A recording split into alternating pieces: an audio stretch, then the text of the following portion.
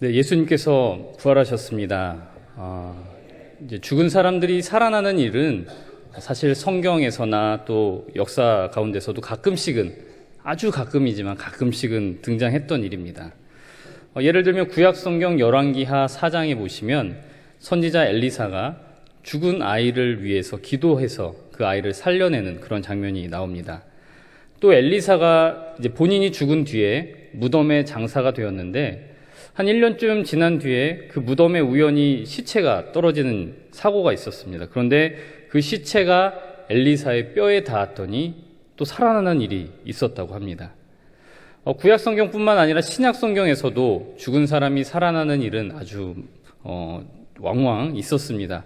여러분들도 다 아시다시피 예수님께서 회당장 야이로의 딸 달리다굼 해서 일으켜 세우셨죠. 또 마르다와 마리아의 오빠 나사로도 살리셨습니다. 사도 바울도 3층 높이에서 떨어진 유두고라는 청년을 또 살려낸 적이 있습니다.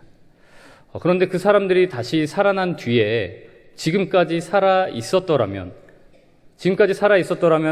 부활이 이런 것이구나 하고 확실히 알 수가 있을 텐데, 그 사람들은 다시 살아났지만 또다시 죽음을 맛보아야만 했습니다. 오직 예수님만이 부활하신 뒤에 지금까지 살아계시고 또 앞으로도 영원히 살아계실 것입니다.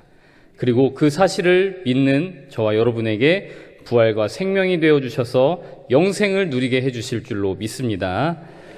사도 바울은 죽은 자 가운데서 부활이 없다고 말하는 그런 고린도 교인들에게 가르침을 주고자 오늘 고린도전서 15장의 말씀을 기록하였습니다. 그 가운데 우리가 봉독했던 20절 말씀에서는 그리스도가 부활의 첫 열매다라고 기록하고 있음을 발견할 수 있습니다. 여러분, 첫 열매라는 것은 과연 어떤 의미일까요? 구약 성경을 보시면 곳곳에서 첫 열매 또는 첫 태생, 장자, 이렇게 처음 난 것들을 특별하게 표현하는 것을 볼 수가 있습니다.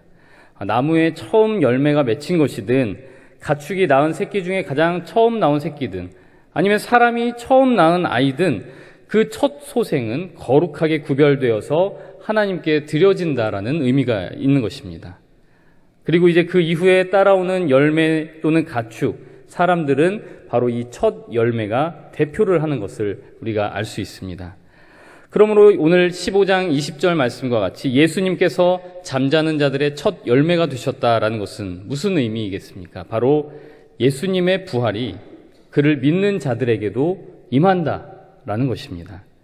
예수님은 하나님의 아들이시니까, 그러니까 신이니까 예수님만 부활하고 그것이 우리와 상관없는 사건인 것이 아니라 예수님을 따라서 우리도 부활하게 된다는 것입니다.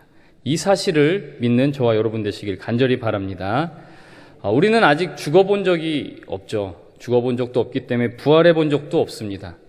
그렇기 때문에 부활에 관해서 이런저런 오해를 갖고 계신 것들이 있는데, 예를 들면요, 이제 우리가 부활을 하긴 하는데 이제 죽은 다음에 오랜 시간이 흘러서 예수님이 이 땅에 다시 오시면 그때 부활을 할 것이다, 이렇게 생각하시는 분들이 많으실 겁니다.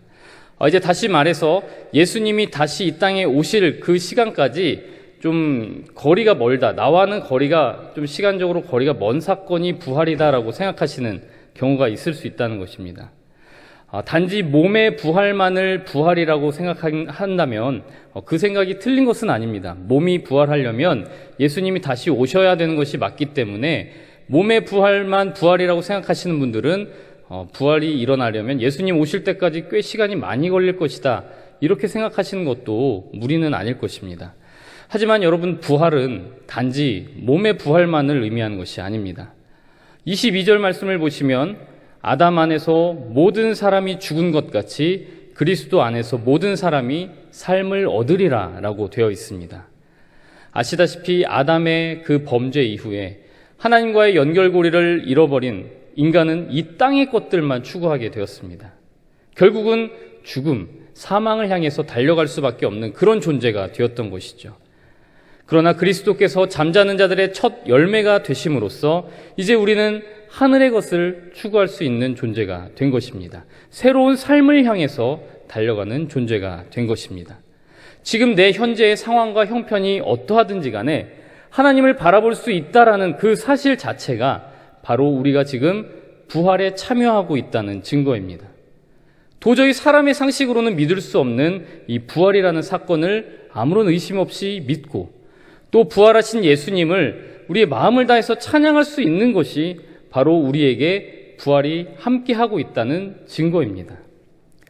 이제 베델 찬양대가 아름다운 찬양으로 그리스도의 부활을 증거하게 됩니다.